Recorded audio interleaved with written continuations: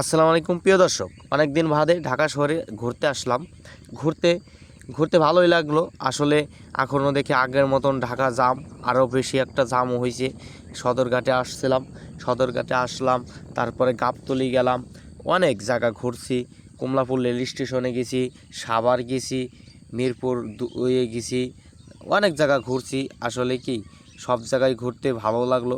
আসলে ঘুরে বাড়িতে আসার জন্য চলে আসলাম মানিকগঞ্জ জেলাটা অনেকটাই ভালো।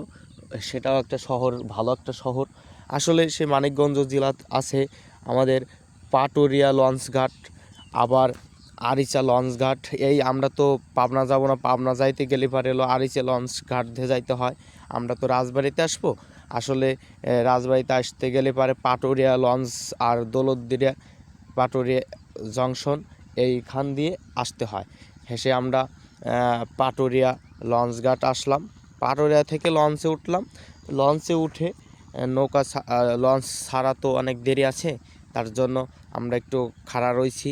এখানে এসে লঞ্চে তো উঠলাম, আমি চারিদিকে তো ভিডিও করছি। মানুষজন বেশি একটা চাপ নাই, কারণ পদ্মা সেতু হয়েছে, এই কারণে মানুষের বেশি একটা চাপ নাই।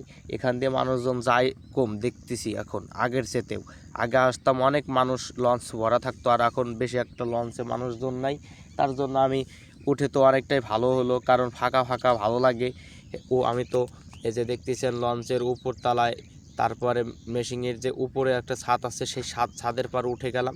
ছাদের পার উঠে তো আমি মনে করেন ভিডিও করছি চারদিকে লঞ্চ, আবার অনেক কিছু মনে করেন কেমন এই জায়গাটা, সব কিছুই আমি ভিডিও করছি।